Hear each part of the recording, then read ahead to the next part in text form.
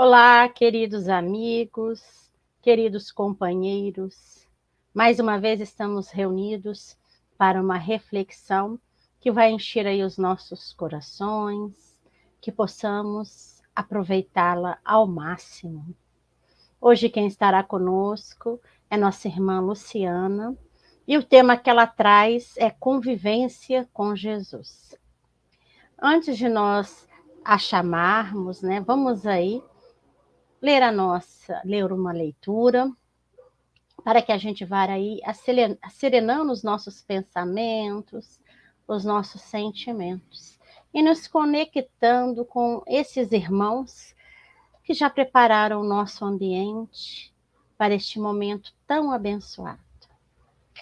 Hoje nós trazemos aí uma mensagem do livro Palavras de Vida Eterna, que é psicografia do Chico, pelo Espírito Emmanuel, capítulo 125, no convívio do Cristo.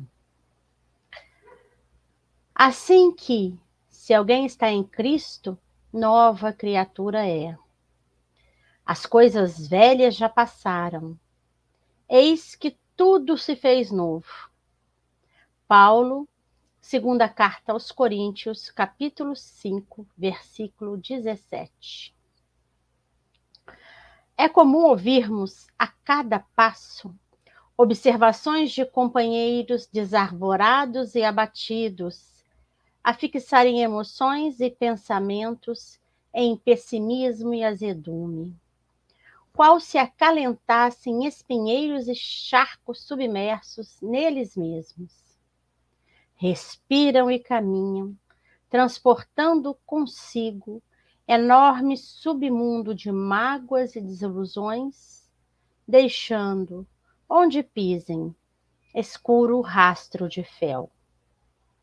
Falam de experiências dolorosas da própria vida íntima, empregando 1000 frases tortuosas e contundentes num apontamento que poderiam encaixar em algumas poucas palavras claras e simples.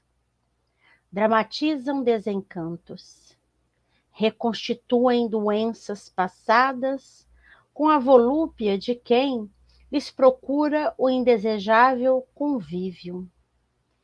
Queixam-se de ingratidões, apontam preterições e prejuízos que sofreram em épocas precedentes. Historiam episódios tristes que a vida já relegou aos arquivos do tempo. Fazem longas escavações em lastimáveis acontecimentos passados, como quem se compraz no clima de esgoto. E com isso envenenam a vida e encegam a própria alma, incapazes de perceber que o Evangelho é luz e renovação nos campos do espírito. Se antigas dores e problemas superados te voltam à imaginação, esquece-os e segue adiante. Pensa no melhor que te espera e busca voluntariamente o trabalho a fazer. Consoante a assertiva do apóstolo, se alguém permanece em Cristo, nova criatura é, porque, efetivamente, quando a nossa vida está em Jesus, tudo em nós e diante de nós se faz novo. Emmanuel. Então, meus irmãos, aí depois dessa leitura, vamos conversar com essa espiritualidade amiga e benfeitora, com nosso Mestre Jesus, que nos coloquemos na posição que nos deixa mais confortáveis, mas que possamos abrir o nosso coração, a nossa mente, para nos conectarmos com esses irmãos que preparam o nosso ambiente, que nos preparam envolvendo o nosso lar, nos envolvendo, envolvendo os nossos corações, para podermos aproveitar da melhor forma, absorvendo da melhor forma e entendendo toda essa reflexão que nos será trazida.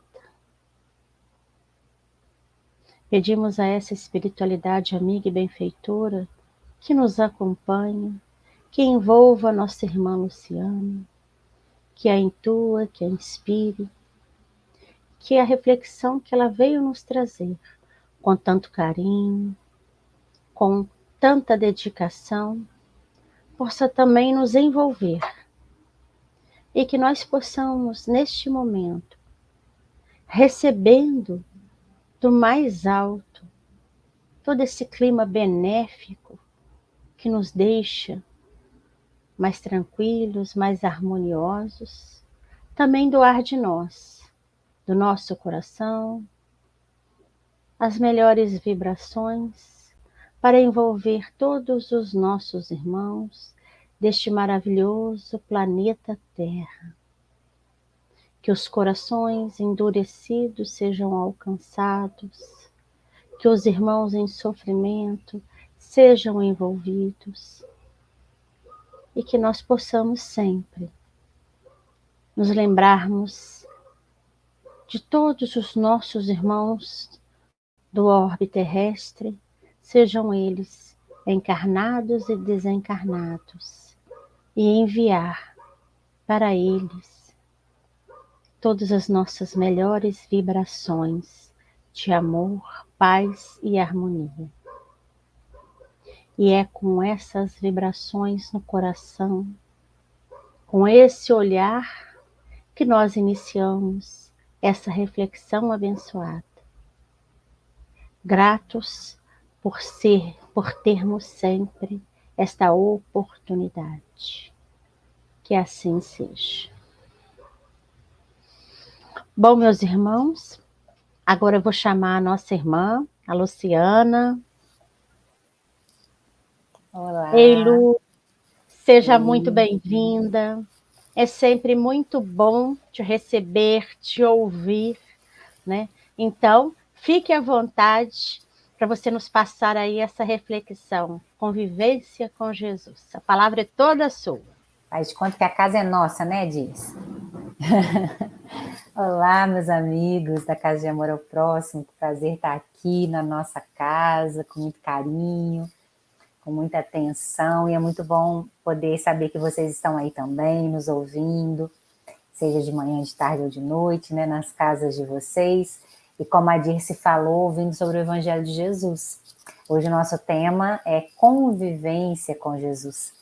Até aí na tela, né? Convivência com Jesus.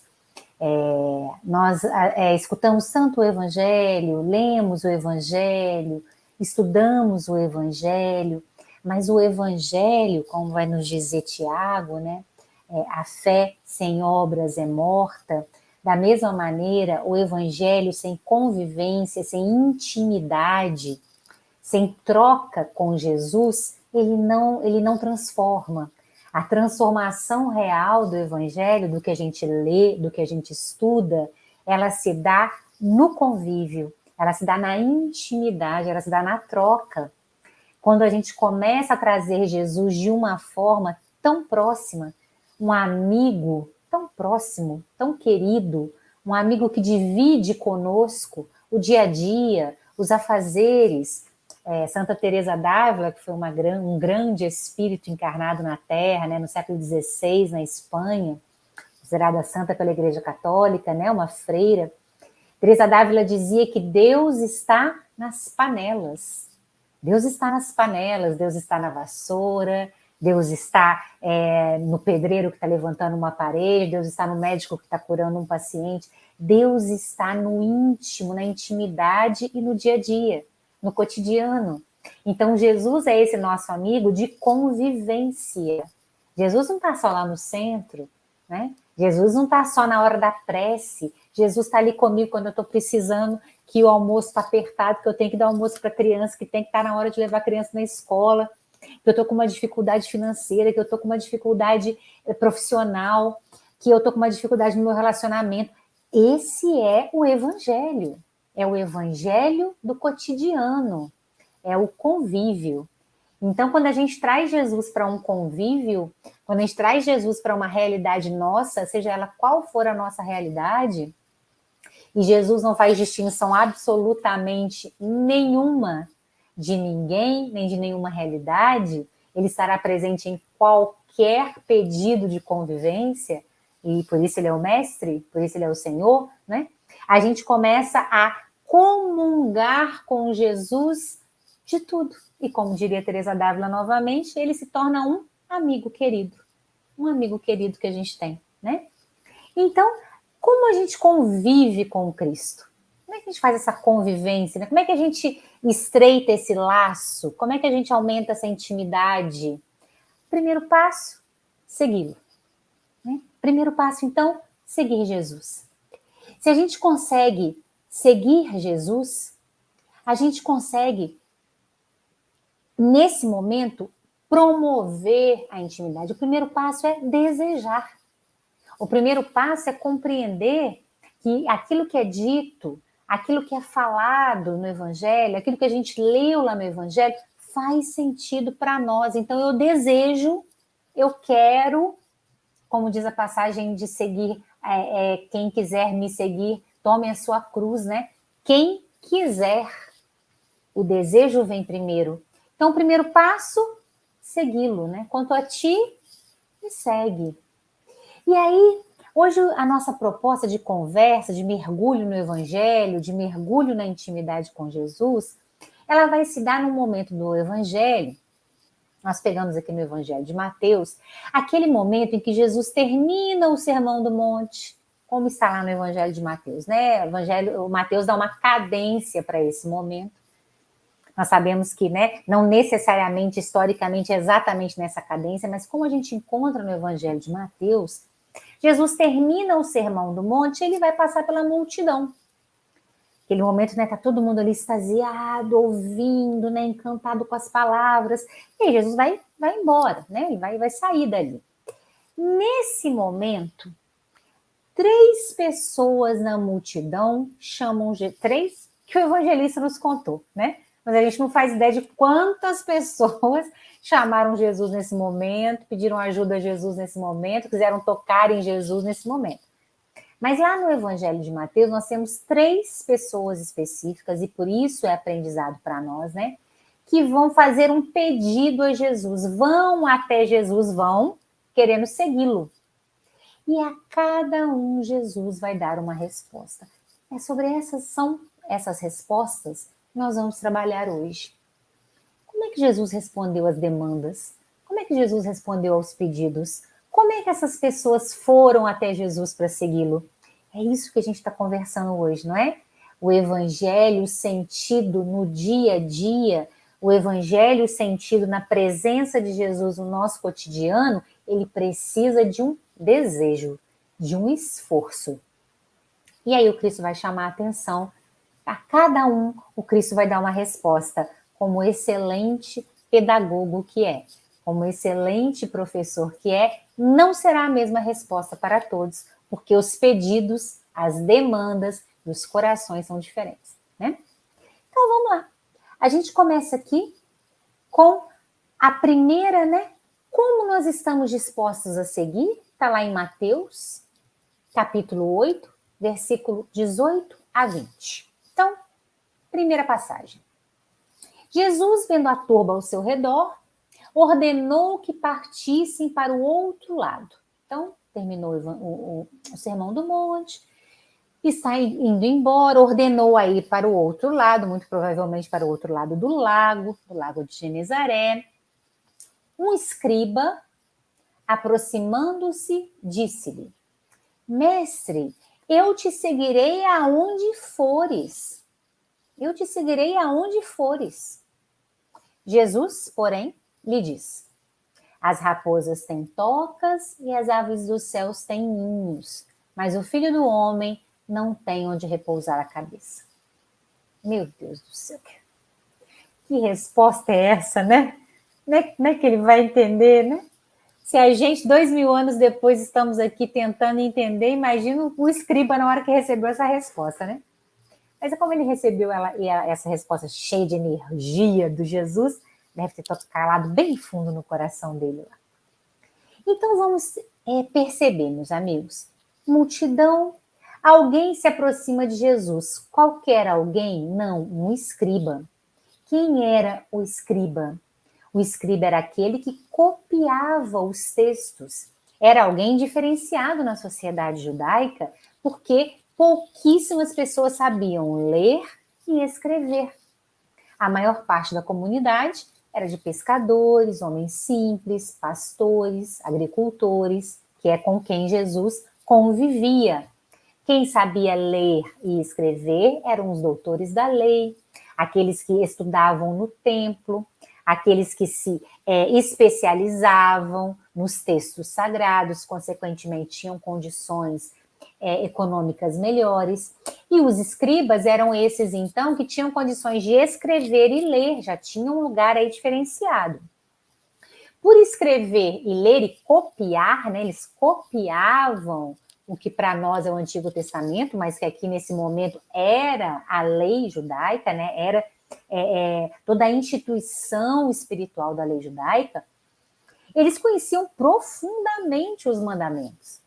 Eles conheciam profundamente as leis. Então eram pessoas muito estudadas, que conheciam a fundo. Então nós temos um escriba, alguém culto, alguém inteligente, que chegou para um carpinteiro pobre e humilde, que andava com pescadores e pessoas da multidão, doentes, cansadas, nervosas.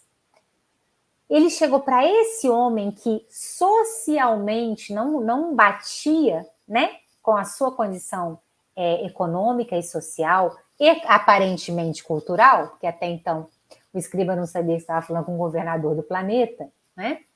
Ele chega para esse homem e diz: eu quero te seguir.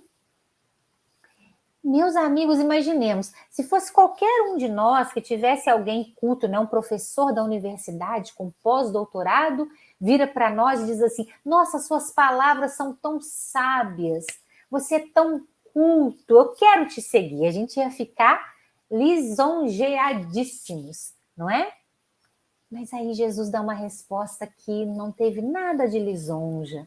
Jesus dá uma resposta que aparentemente nem lógica tem. Então, o escriba, profundo conhecedor da lei e dos ensinamentos judaicos, ouviu o Sermão do Monte e encontrou em Jesus uma palavra, um consolo, um entendimento que ele ainda não tinha visto nas Escrituras.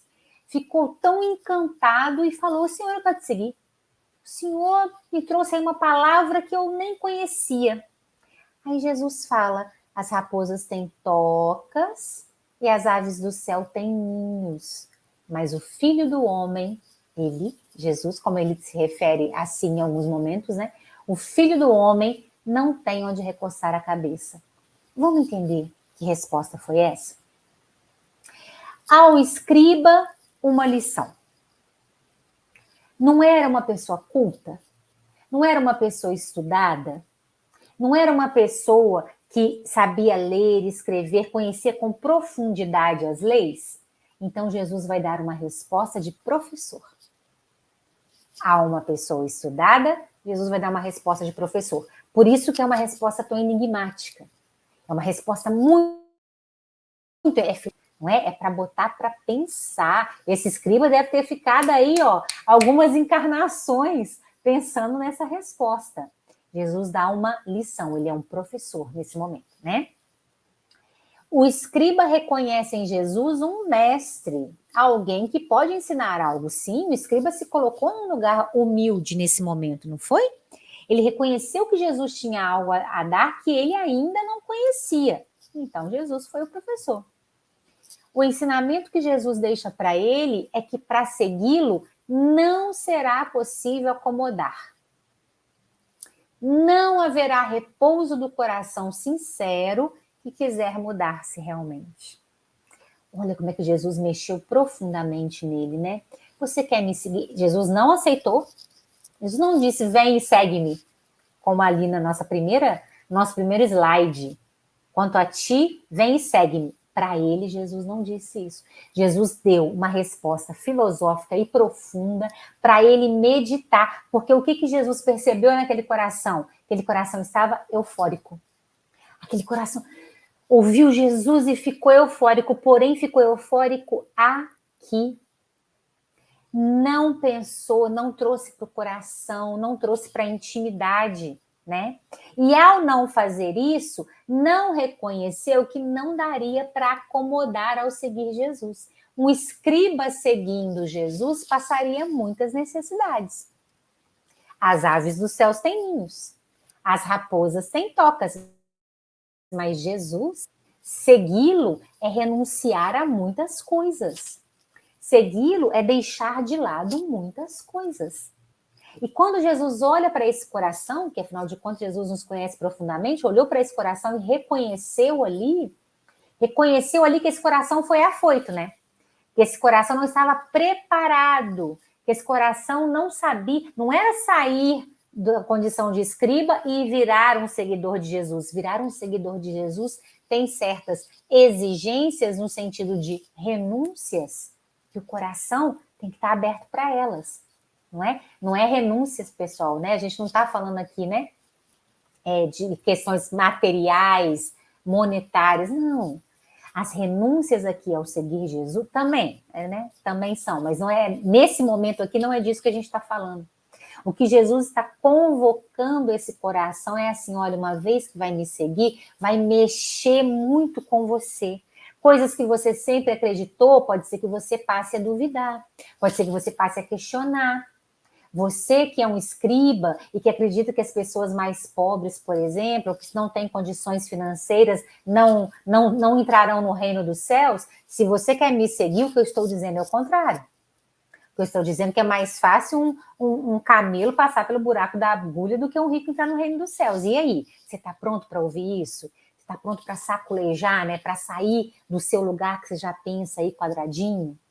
Então Jesus dá uma lição. Olha, para me seguir, vai chacoalhar, vai mexer com algumas ideias pré-concebidas que a gente tem, e a gente tem muitas, né, meus amigos? Há alguns séculos a gente vem com algumas ideias, alguns preconceitos, algumas dificuldades nas relações que Jesus vem e fala, não, eu não estou falando disso. Eu estou falando de amar ao próximo. Está pronto para isso? Então Jesus deu uma lição a quem é muito estudado, ele foi um professor e passou.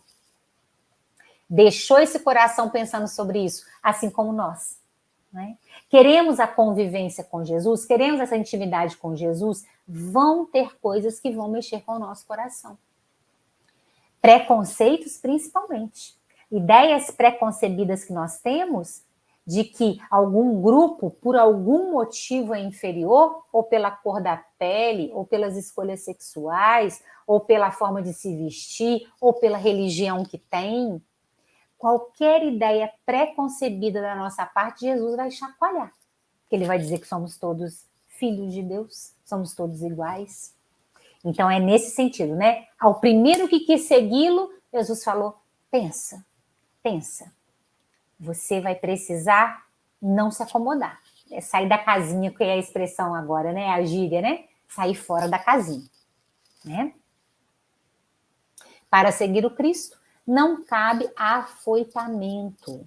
É preciso que essa decisão seja considerada fielmente pela alma. Jesus reconheceu que aquele coração ia titubear. Aquele coração não estava pronto, ele foi afoito. É igual quando a gente assiste uma palestra e gosta muito e sai encantado do centro, né? A gente está afoito, a gente está encantado. Mas aquilo fez um efeito no nosso coração de transformação de comportamento, de ideias, de pensamentos. É isso que o Evangelho nos propõe. O que o Cristo quer é, como ele mesmo vai dizer, né? O que eu quero é tacar fogo na terra. E como eu queria que ela já estivesse pegando fogo. São expressões de Jesus e a palavra é fogo mesmo. A tradução não está errada não, né? Mas é fogo nesse sentido. Ardor, fervor, intenção, desejo real. Né? Então, ao primeiro, uma lição. Então, esse foi o primeiro. E ao segundo? Teve um segundo. Jesus continuou caminhando, deixou o escriba com esses pensamentos e continuou caminhando.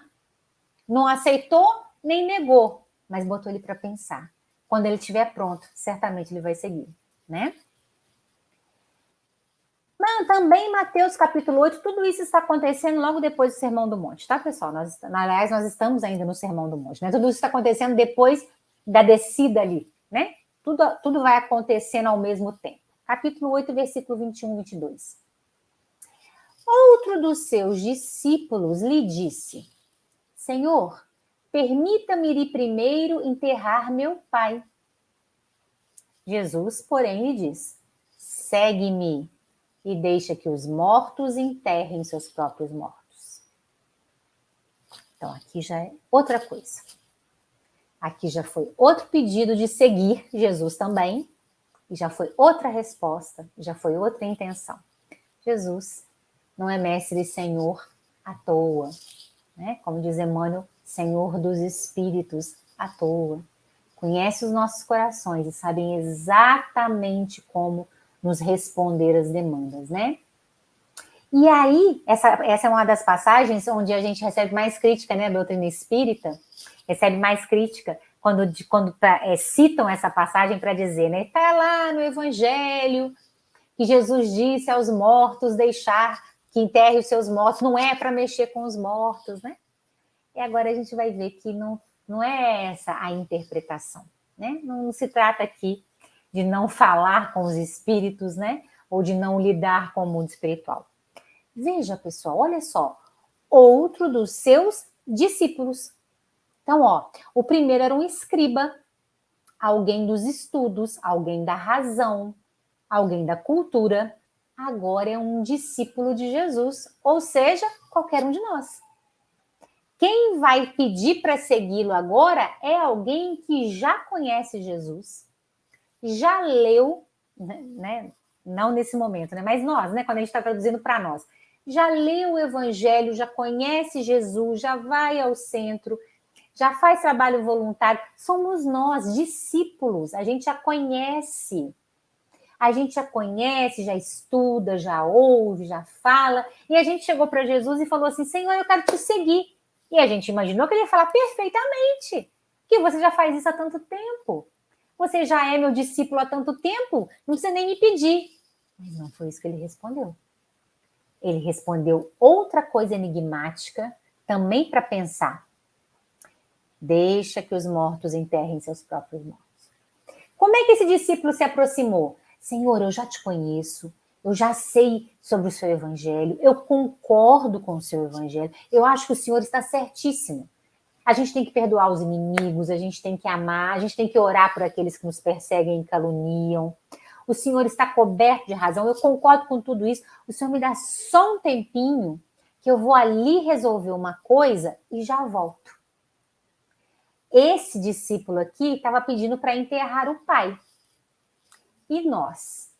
O que a gente pede? Só um minutinho para Jesus, né? Só um minutinho, Senhor. Que esse negócio de perdoar ainda não está descendo quadrado aqui para mim, né? Só espera só um minutinho, né? Só espera só um minutinho, porque eu ainda gosto tanto de fazer aquilo ali, e aquilo ali ainda não é de acordo com o seu evangelho, eu ainda faço umas coisinhas que estão fora, só um minutinho. Então aqui Jesus vai conversar com esse coração, que já o conhece, que concorda com o que está escrito, que vivencia, inclusive. Nós vivenciamos o evangelho, né? A gente se esforça por vivenciar o evangelho no comportamento, nas palavras, mas a gente pede só um minutinho para seguir, para deixar Jesus acompanhar. Sabe aqueles dias, eu sempre digo isso, né? Aqueles dias que a gente fez uma coisa muito fora do evangelho, a gente, assim, pisou na jaca, né? Como diz ali. A gente meteu o pé na jaca, a gente fez uma coisa muito desagradável, muito equivocada. E no final do dia, a gente tem vergonha de orar? No final do dia, a gente tem vergonha de falar com Jesus? Porque a gente pensa, meu Deus, que bobagem que eu fiz, eu tô com vergonha. É isso. A gente se aproximou, mas na hora de seguir, ou seja, botar ele pertinho da gente, mesmo equivocado, porque afinal de contas ele é o remédio para o doente, a gente, só um minutinho, Jesus, né? E afasta. Vamos ver o que ele falou para esse discípulo, que a gente na tradução, né, na interpretação, está trazendo para nós. Jesus dá uma ordem. Ao primeiro foi uma lição, porque o primeiro era um estudante. O primeiro lidava com a razão, com as letras. O segundo já lidava com o coração. O segundo já era um discípulo. Aí ele dá uma ordem. O outro homem já era um dos seus discípulos e reconhece Jesus como Senhor do seu coração, sim. Já é alguém que está emocionalmente envolvido com o Evangelho de Jesus, sim. Não está afoito como o primeiro, já passou pelo afoitamento, já conhece como é que é seguir Jesus, já sabe das dificuldades que é seguir Jesus. Porém, mesmo reconhecendo Jesus como seu Senhor, procrastina, né? Adia a decisão de seguir. Meus amigos, a gente não tem como conceber absolutamente Jesus dizendo a um filho para não enterrar o pai. Absolutamente não existe, não há possibilidade da gente imaginar uma cena dessa. Em especial numa comunidade judaica, patriarcal, onde era dever do filho primogênito. Então, muito provavelmente, esse filho era o filho primogênito. Enterrar o pai. E não só enterrar o pai, como começar a tomar conta de toda a família que ficou, dos irmãos e da mãe. Então, não haveria possibilidade de Jesus ir contra a lei. Não só ir contra a lei judaica, contra a lei divina, que prega honrar pai e mãe. Aliás, é um dos mandamentos que Jesus mais nos chama a atenção, honrar pai e mãe. Então, a gente não pode compreender Jesus dizendo para um filho não vai enterrar seu pai, nem contra a lei judaica, menos ainda contra a lei divina. Então, tem aí alguma coisa. Porque Jesus dá uma ordem, vocês viram? Ele foi taxativo. Quanto a ti, me segue. Esse sim, né? Vem cá. Deixa isso e vem. Então, meus amigos, se Jesus não poderia jamais ir contra a lei, ele está conversando com o espírito imortal. Ele não está conversando com um jovem primogênito, filho de uma família, que perdeu o pai, que o pai desencarnou e que ele está indo enterrar o pai. Jesus não está conversando com essa criatura desse momento, dessa encarnação, nessa situação familiar. Jesus está conversando com o espírito imortal que ali está. Jesus está conversando com o espírito. Então, ele está dando uma ordem espiritual, uma mensagem espiritual. Você já é meu discípulo. Você já me segue. Ou melhor, você já é meu discípulo, você já tem o coração, você não está afoito. O seu coração já está nos ensinamentos. O que está te faltando?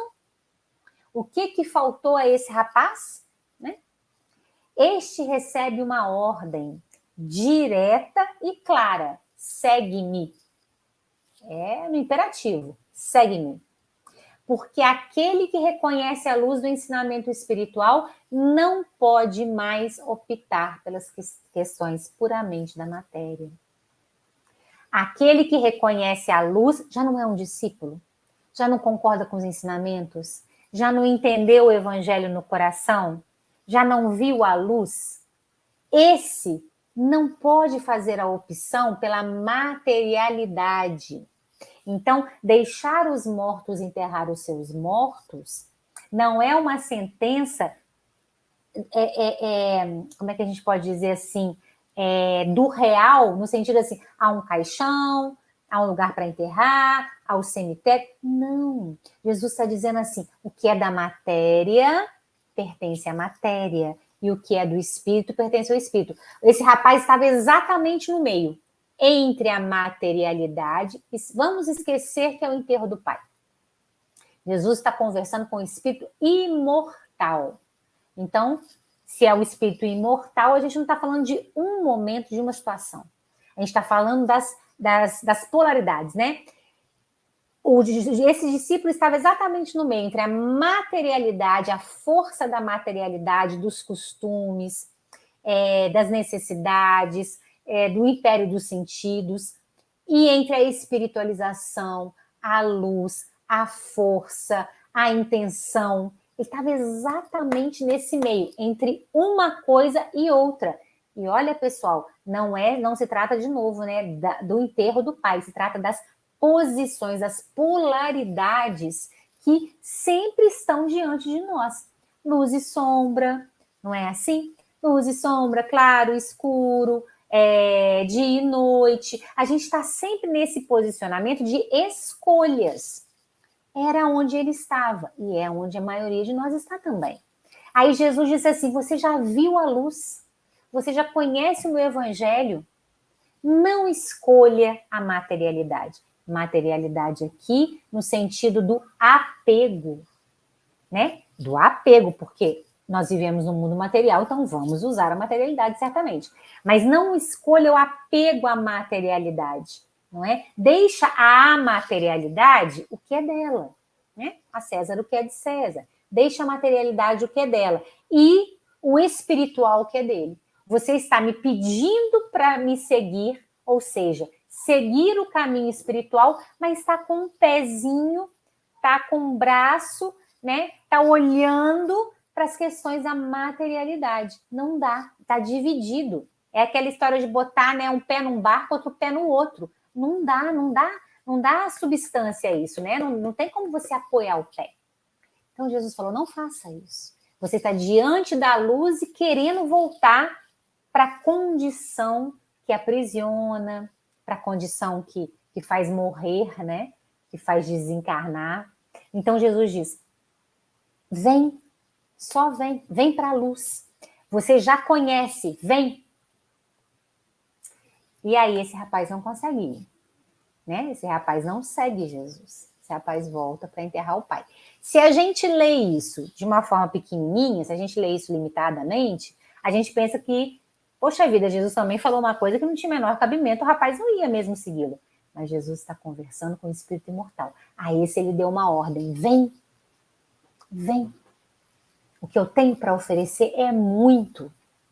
E o rapaz não conseguiu. Jesus continuou seguindo. Aí vem o terceiro. Vem o terceiro. Agora a gente escolheu em Lucas, mas é a mesma passagem. É o Sermão do Monte, né? O finalzinho do Sermão do Monte. Lucas 9, 61 a 62. Outro lhe disse: Senhor, eu te seguirei, mas permita-me primeiro colocar à parte os que estão em minha casa. Disse-lhe Jesus: ninguém que põe a sua mão no arado e olha para trás, as coisas de trás, é apto para o reino de Deus. Então, mais um. Só que esse agora, pessoal, não era discípulo. Esse agora reconheceu Jesus como Senhor. Ah lá, Senhor. O escriba chamou de mestre, o discípulo falou: eu vou te seguir. Esse chamou de Senhor. Esse já estava numa condição de reconhecer que, de fato, Jesus era Senhor do seu coração. Mas assim como o anterior, falou: mas só um minutinho. E olha que o que ele pede, se a gente lê a mensagem de forma rápida, também não entende por que Jesus foi tão radical.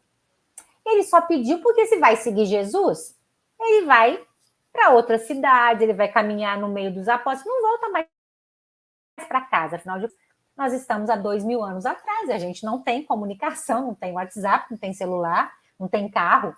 Uma vez que vai seguir Jesus, você não sabe para onde você vai parar, quando é que você vai voltar, não é? Vai seguindo ali pelas aldeias afora. Então, o que ele pede é muito razoável. Senhor, eu vou te seguir. E ele não pediu, não. Ele afirmou: eu vou te seguir. Eu já entendi, eu gostei do que eu ouvi, eu concordo com o que eu ouvi, eu quero isso para mim. Esse seu evangelho, eu quero para mim essa paz, essa alegria, essa comunhão, eu quero. Eu vou seguir. Só vou ali despedir do pessoal, avisar onde é que eu tô. Nada mais razoável, concordam? Nada mais razoável.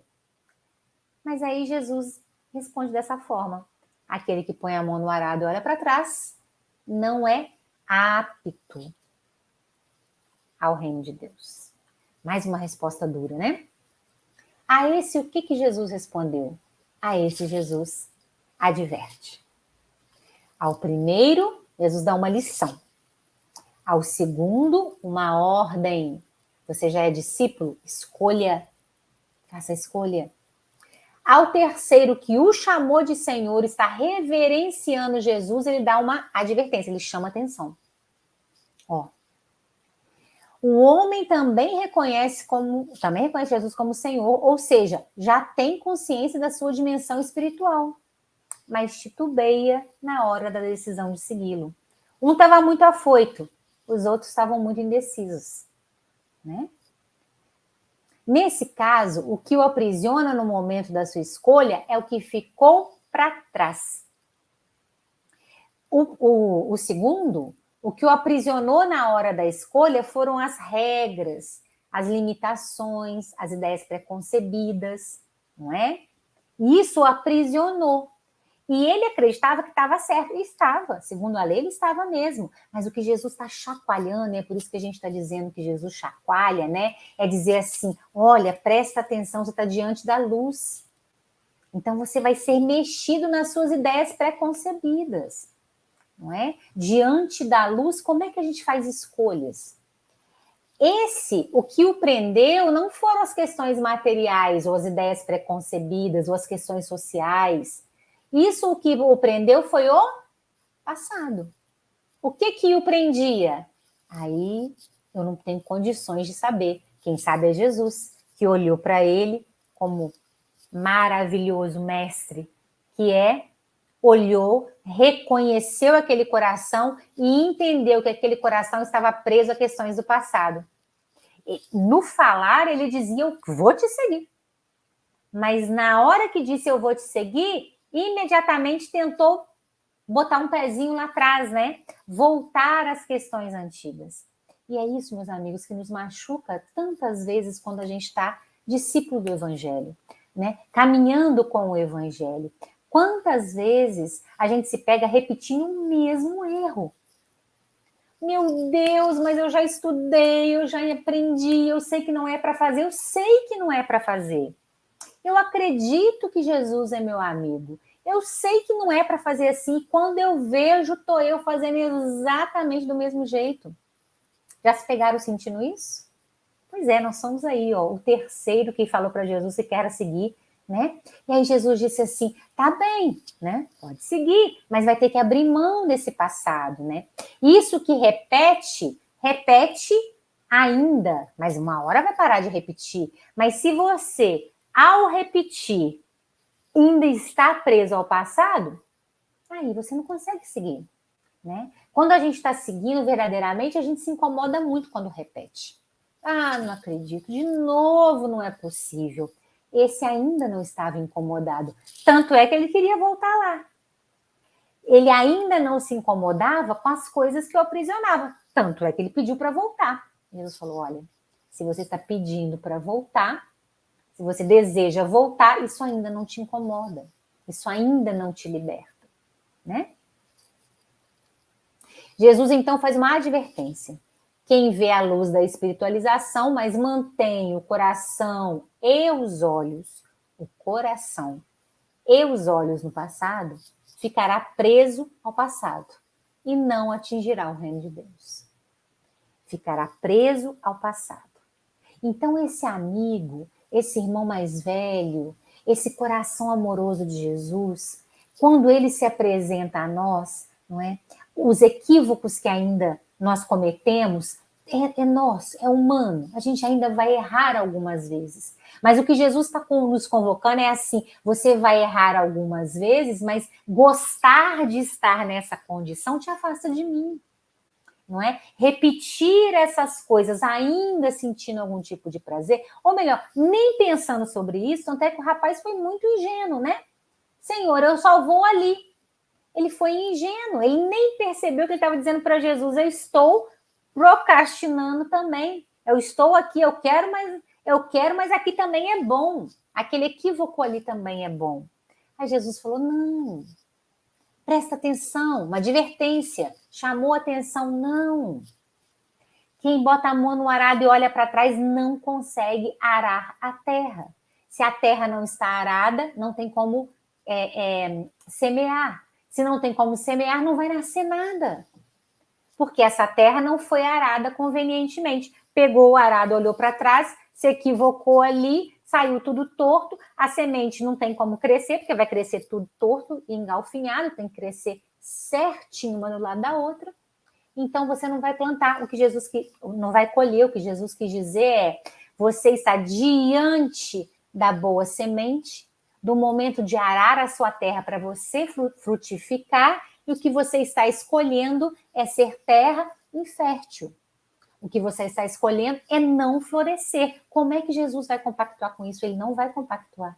Ele vai querer sempre que a gente cresça, né? Que a gente avance, que a gente seja feliz, que a gente seja melhor. Então ele vai divertir. Não faça isso. Não faça isso com o seu coração. Não faça isso. Não é? Deixe aquilo que lhe aprisiona para realmente arar a terra do seu coração. Né? É Jesus nos convidando a esse arado, né? A essa sementeira boa que ele tem para dar.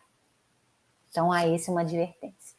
Mas aí veio um quarto homem falar com Jesus nesse momento. O jovem rico. Vocês conhecem a história do jovem rico? A maioria de nós conhecemos, né? A história do jovem rico está lá no Evangelho. O jovem rico vem conversar com Jesus. Aqui a gente pegou em Marcos. Não pegou nem em Mateus nem em Lucas. A gente pegou em Marcos, capítulo 10, 17 e 22, que também é a mesma passagem, também é o final dali do sermão. Mas a gente queria trazer para vocês uma palavra aqui no Evangelho de Marcos, que aparentemente ela foi colocada assim, né? Só foi colocada ali, não, mas a gente vai ver que tem um significado muito bonito. E só em Marcos que a gente viu essa palavra. E a passagem do jovem rico é a seguinte: e pondo-se a caminho, um homem correndo para ele e ajoelhando-se diante dele, o interrogava: bom mestre, que farei para herdar a vida eterna? Meus amigos, a gente está aqui numa comunidade, né, numa sociedade extremamente estratificada. Quem gosta aí de ver, né, às vezes as novelas aí que mostra a Índia, né, e mostra aí os clãs, sabe que uma sociedade estratificada, ela é toda organizada, as pessoas não passam de um núcleo para outro, né? Então, por que o evangelista escreveu o jovem rico? Como é que ele sabe que um jovem, no meio da multidão, que ele nunca viu, que ele não sabe o nome, inclusive não existe o nome dele no evangelho, como é que ele sabe que ele é um jovem rico? Pelas roupas, certo? É uma comunidade extremamente estratificada. Não existe a gente comprar roupa de grife pagando 12, 24 vezes, não. Aqui a gente pode até enganar, né? Eu não tenho dinheiro, mas eu divido aí umas 60 vezes e compro aquela bolsa de marca e ninguém fica sabendo e acha que eu tenho dinheiro. Não.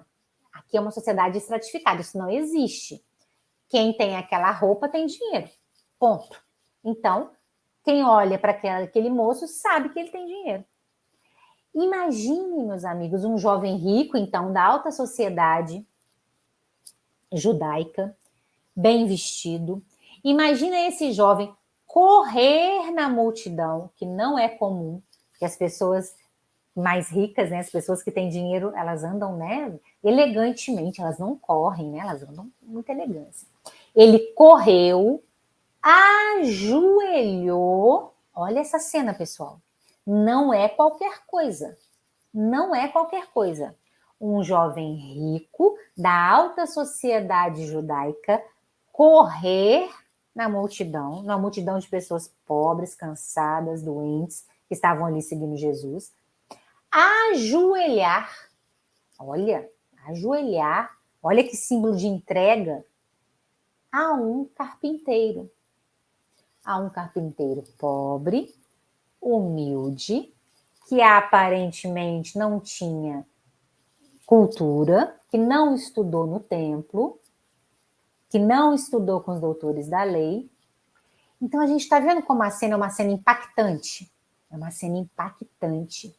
Esse jovem ouviu o sermão, ficou impactado com as palavras de Jesus, achou de uma sabedoria imensa, correu, ajoelhou e perguntou: Ainda chamou Jesus de bom e de mestre. Gente, mestre era designado aos doutores da lei.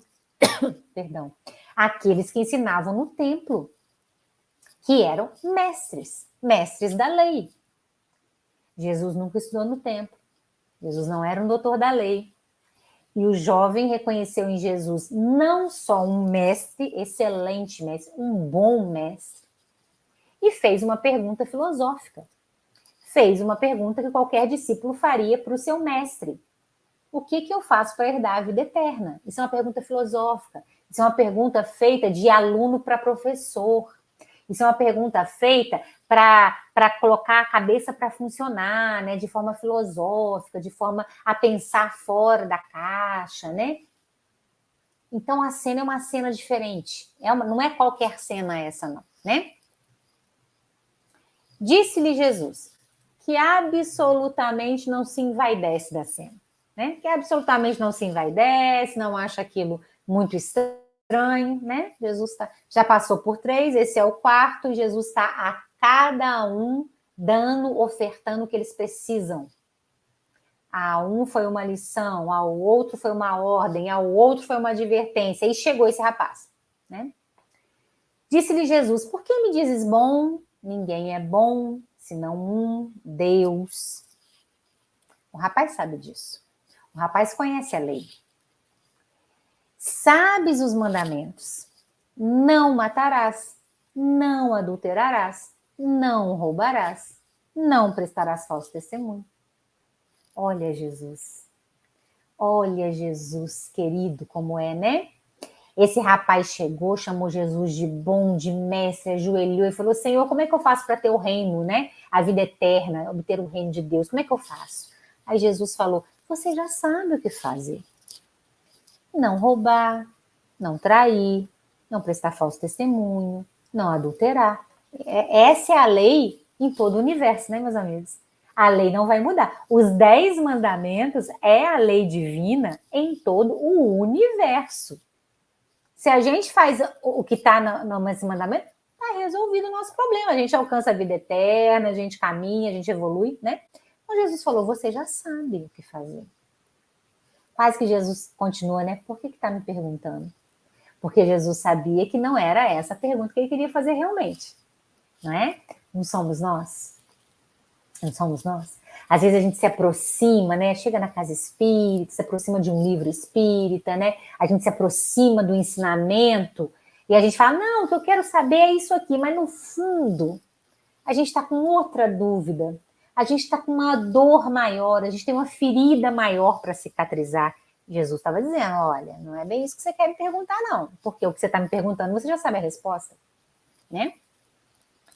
Aí o rapaz disse, mestre, então já não chamou de bom mais, né? Já que bom é só Deus, mestre. Eu guardei todas essas coisas desde a minha juventude. Olha que bonito, né? Senhor, isso aí eu já faço. O que eu tô te perguntando é outra coisa, né? Senhor, isso aí eu já faço. Eu já não adultero, não mato, não roubo. Eu já faço isso. O que eu estou perguntando para o Senhor é outra coisa. Não somos nós, meus amigos, quando a gente está com um problema muito sério, com muita dificuldade, e vai fazer a nossa prece e fala, oh meu Deus, mas eu tenho tentado, eu estou tentando. Eu me esforço. Eu me esforço para fazer o melhor, eu me esforço para mudar meus hábitos, eu esforço para ter outros pensamentos. Oh meu Deus, eu estou tentando. Não é? Ah lá, olha o que o evangelista Marcos colocou para nós. E Jesus, fitando-o, o amou. Ah, mas que bonito. Ele foi o único evangelista que colocou essa palavra. E Jesus, fitando-o, o amou. Ele disse, uma coisa te falta. Vai, vende quanto tens, dá aos pobres e terás um tesouro no céu. Vem e segue-me. Percebe, pessoal? A esse, Jesus deu passo a passo. Aos outros, não. Aos outros, ele não deu passo a passo. Ele deu questões para pensar profundamente no coração. A esse, quando Jesus o olhou e o amou, Jesus olhou profundamente e entendeu que esse jovem realmente estava fazendo as coisas que deveria fazer, mas estava faltando o pulo, né? Estava faltando a entrega total. Estava faltando a real entrega. E Jesus olhou para ele e o amou, né? Teve compaixão. Não é assim quando a gente chegou, Jesus, eu estou tentando tanto. Aí ele chega no nosso ouvido, nosso mentor chega no nosso ouvido, a gente pega uma mensagem para ler, a gente ouve uma palestra que diz assim, então dá o salto, não é? Então entrega isso que ainda atormenta seu coração, entrega isso que ainda te faz sofrer, porque é esse rapaz, o que o prendia? Era ter muito dinheiro. Mas, pessoal, é a história dele, né? Não é quem tem muito dinheiro não consegue dar o salto, absolutamente, não é essa a equação. Esse rapaz tinha muito dinheiro e não conseguiria dar o salto. O salto que Jesus pediu, ele pediu duas coisas. Ele pediu, vai dar tudo que tens aos pobres e me segue. Jesus pediu duas coisas para ele, deu passo a passo. Vai em casa, dá tudo que você tem aos pobres, não é para qualquer um, é aos pobres, né? Você vai ter um tesouro no céu e vem e me segue. Pediu duas coisas. E aí, ele, o rapaz, pesaroso, por causa desta palavra, saiu entristecido, pois era possuidor de muitos bens. Jesus pediu o salto. O salto ele não conseguiu dar. Então, meus amigos, quantas vezes nós estamos nessa situação de dizer, Senhor Jesus, eu já faço. E aí ele vem e fala, então entrega. Então entrega. Esse ponto aqui, Luciana, ó, que ainda te aprisiona, esse ponto aqui que ainda te faz sofrer, entrega. Transforma. Me segue, me põe na sua vida, né? Faz de mim esse amigo presente e transforma. Aí eu falo, ah, Jesus, mas esse ponto ainda não dá. Ainda estou aprisionado, né? E aí, meus amigos, eu não sei se vocês conhecem o resto dessa história, né? Quem vai nos contar o resto dessa história é a Amélia Rodrigues, no livro Primícias do Reino, né? No livro Primícias do Reino é o Mancebo Rico, né? Vou confirmar aqui só se é o Mancebo Rico para eu não estar falando bobagem com vocês. O nome da passagem, né? Vamos pegar aqui para não falar bobagem. Mancebo Rico é o nome da passagem. Nesse livro, a Amélia conta a história depois desse momento. Então, o rapaz sai da presença de Jesus triste, porque ele tinha muito dinheiro, e a Amélia nos conta que ele era um jovem órfão. Ele não tinha nem pai nem mãe, então ele herdou toda a fortuna da família, ele realmente tinha muito dinheiro. Por isso que era o ponto de pegada dele, né? O dele era isso. E o nosso? Qual é o nosso ponto de pegada? O que Jesus pediria para eu deixar? O que Jesus pediria para eu deixar? Luciana, deixa. Entrega, né? A ele foi todos os bens aos pobres. A Amélia Rodrigues nos conta que no dia seguinte o rapaz tinha uma corrida de biga, que era muito comum à época de Jesus, né? Os rapazes que tinham dinheiro faziam essas corridas de biga, né? E cavalos árabes, cavalos caríssimos, né? Muitos escravos ali para poder fazer essas corridas. E o rapaz tinha uma corrida dessa no dia seguinte. Ele foi para a corrida. No meio da corrida, ele tombou, ele caiu. Ele caiu no meio da arena. E aí, eu vou ler, porque a Amélia Rodrigues é uma poetisa, então fica muito mais bonito ela falando do que eu, né? E aí ela vai dizer assim, numa manobra menos feliz, um carro vira e um corpo tomba, despedaçado pelas patas velozes disparadas. O moço rico sente as entranhas abertas, o suor e o sangue em pastas de lama, a respiração entrecortada. Enquanto escravos rápidos arrastam-no da pista, foge mentalmente da cena brutal que o esmaga, e entre as névoas que lhe sombreiam os olhos, parece vê-lo, ver Jesus. No momento do desencarne, parece ver Jesus. Silenciando os gritos na concha acústica, tem a impressão de escutá-lo, tem a impressão de ouvir Jesus. Renuncia a ti mesmo, vem, e segue-me. 2 braços o envolvem, veludosos e transparentes. Apesar da face deformada e lavada pelas lágrimas, o suor e o sangue, ele dá a impressão de sorrir. Então vejam, meus amigos, o que a Amélia conta para nós? O jovem desencarnaria no dia seguinte, uns dias depois. Jesus sabia. Quando Jesus pede o salto, ele pede o salto porque reconheceu no jovem um real desejo de acertar, reconheceu no jovem que ele realmente estava fazendo por onde, só faltava o salto. O jovem não sabia que seria um salto tão rápido, né? Só faltava o salto. Ele não conseguiu nesse momento, né? Mas uma vez que a gente escuta Jesus, a gente tem eternidade para seguir, né? Assim, para poder conquistar esse reino dos céus, né? Então a Amélia Rodrigues nos conta, né? Que ele desencarnou logo depois. Então, todo o dinheiro que ele tinha não fez diferença mais, mas o aprisionava naquele momento. Percebe, meus amigos? E nós, né? O que nos aprisiona? O que esse salto nos exigiria? O que esse salto nos exigiria? E quem é que nos pede? Não é qualquer pessoa que nos pede, é Jesus, o amigo. O amigo que foi lá recolhê-lo quando ele desencarnou. Não é? Ah, então ele não seguiu Jesus, Jesus virou as costas para ele, mas jamais em tempo algum. Jamais em tempo algum. Foi ele quem foi lá socorrer, atender, acudir, não é? E com certeza dizer, vamos a mais uma chance.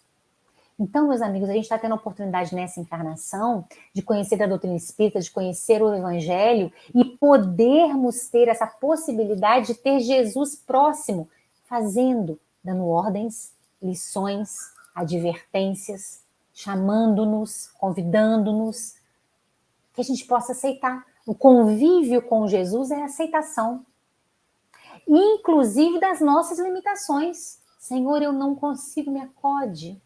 Senhor, eu não consigo, me ajuda. Tem uma poetisa mineira, né?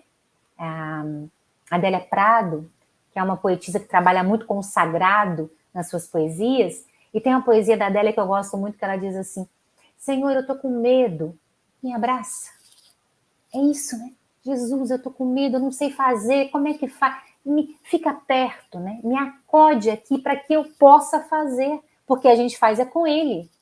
A gente faz é com Ele, né? No convite, na advertência, na ordem, a gente faz é com Ele. Esse é um amigo que está pronto a nos auxiliar, né? E por fim, o convite à escolha. Esse homem, ao ajoelhar-se, reconhece a superioridade moral de Jesus. E ao chamá-lo de mestre, mostra a vontade real de aprender com ele. Somos nós. Somos nós. Ele, de fato, já realizava os mandamentos e tinha os preceitos morais dentro do seu coração. Então, Jesus faz o convite derradeiro. Lhe falta uma coisa: desapegar-se dos bens terrenos e ir em direção. Aqui para mim ficou tampado, só um minutinho. Desapegar-se dos bens terrenos e ir em direção ao próximo. Porque a entrega dos bens seria aos pobres. Convite derradeiro de Jesus para nós, meus amigos. Queremos conviver com Jesus? Vamos até o outro. Queremos ter Jesus constantemente conosco? Vamos até o outro. Nós crescemos com o outro. O próximo, o outro, aquele, aquela. Esses ao nosso redor são esses que nos farão, né, que nos trarão o grande convite de Jesus, né? Ele não pede para o rapaz qualquer coisa, ele pede dá aos pobres. Ele pede vá ao próximo, entrega ao próximo. Então, esse convite é feito para nós constantemente. Convivência com Jesus é convivência com o próximo. Você não dá para ser só com Jesus, não, porque o próximo está muito difícil. O próximo é bravo, é nervoso, não tem jeito. Convivência com Jesus é convivência com o próximo, né? Lei de sociedade, está lá no Evangelho, no Livro dos Espíritos, lei divina, lei de sociedade, é uma lei de Deus, convivência social, convivência com o próximo. Caminhamos quando caminhamos juntos. Essa é uma lei divina. Nos aproximamos do Cristo quando oferecemos ao outro. Nós nos aproximamos do Cristo, né? Vamos finalizar com uma mensagem de Joana de Ângeles no livro Leis Morais da Vida, o intercâmbio social. Ela vai dizer assim: viver o Cristo é também conviver com o próximo, aceitando-o conforme suas imperfeições, sem constituir-lhe fiscal ou pretender corrigi-lo. Antes, acompanhando-o com bondade, inspirando-o ao despertamento e à mudança de conduta. Conviver com Cristo é viver com o próximo. E quanto mais a gente estimula essa convivência ou realiza transformações nessa convivência, mais íntimos de Jesus, mais próximos de Jesus, mais essa afinidade, né? Essa afinidade bendita que o Cristo proporciona, que o Cristo possibilita para as nossas vidas. Meus amigos, a gente agradece muito pela atenção de vocês. A gente espera, né, que essa mensagem possa nos tocar, que nós possamos, mesmo que transitemos entre cada um desses que querem seguir Jesus, mas que o nosso objetivo final seja o objetivo de tê-lo ao nosso lado, estando com o próximo. Muito obrigada pela atenção de vocês, que Jesus nos abençoe. A gente que te agradece, Lu, excelente reflexão, que realmente a gente entenda que para seguir Jesus, para conviver com Jesus, a gente tem que estar com o próximo. Em muitos momentos a gente foge, né? A gente não aguenta, sim, a gente foge, sim, mas só que a gente não se esquece que a gente foge hoje. Amanhã a gente tem que retornar com ele. Exatamente. Exatamente. A gente te agradece aí, muito obrigada, tá? Foi um prazer, né, mais uma vez ouvi-la, tê-la junto de nós. E a gente vai fazer aí a nossa prece final, tá? Eu nem vou te tirar da tela, não, você me faz companhia, né? Assim como vocês também estão nos fazendo, para que a gente possa agradecer esse momento que foi tão aí gratificante, porque a gente tem que lembrar sempre que os convites são chegados sempre, a todos o tempo, como você falou, constantemente. Mas que a gente não arrume desculpas, que a gente não peça um minutinho, que a gente aproveite essa oportunidade. E lembrando também que mesmo esse jovem rico, né, mesmo naquele momento ele não conseguindo, porque essa era a fraqueza dele, ele não foi desamparado. Jamais. Então a gente tem que entender isso, que nós nunca estamos desamparados, que a gente está sempre aí nos braços de Jesus, né, para que a gente possa sempre estar se melhorando. Então, vamos agradecer nesse momento, vamos aí, então, nos colocando nessa posição confortável, nesse momento abençoado, em que essas reflexões nos mostram que ter Jesus nos nossos corações é estar trabalhando com o nosso irmão, é conviver com aqueles que em muitos momentos parecem difíceis para a gente. Porque é através dessa convivência, desse carinho, que aprendemos e que nos aproximamos mais das leis de Deus. Que os nossos corações, que neste momento estão cheios de alegria, por entendermos que somos sempre amparados, envolvidos, possam também abraçar outros irmãos que não têm como nós essa oportunidade, esse entendimento,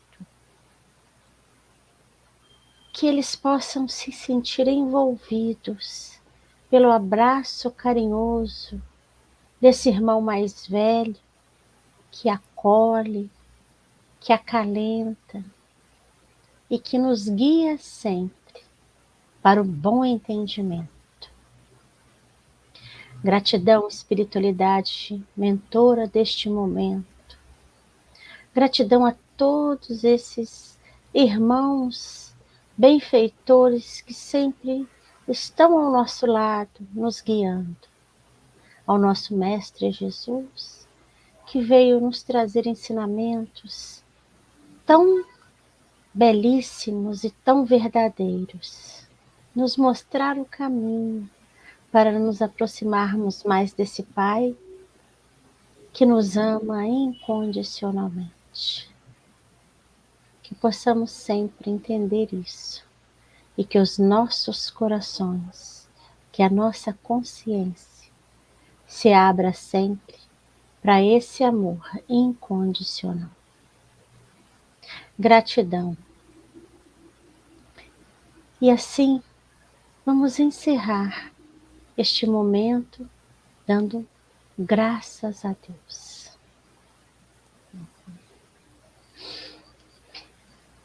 Então, meus queridos irmãos, a gente agradece mais uma vez a todos vocês, a nossa querida Lu, né, que tão prontamente, carinhosamente está sempre conosco, né? Receba você o nosso abraço aí carinhoso. E que você possa estar sempre aí junto de nós, para que a gente possa sempre refletir e divulgar, né? Que você sempre compartilhe conosco essas reflexões. Então, que sejamos todos envolvidos e abençoados. Muito obrigada a todos, que na próxima quinta-feira nós estejamos mais uma vez todos juntos para mais uma reflexão. Fiquem com Deus. Tchau, tchau. Tchau, gente.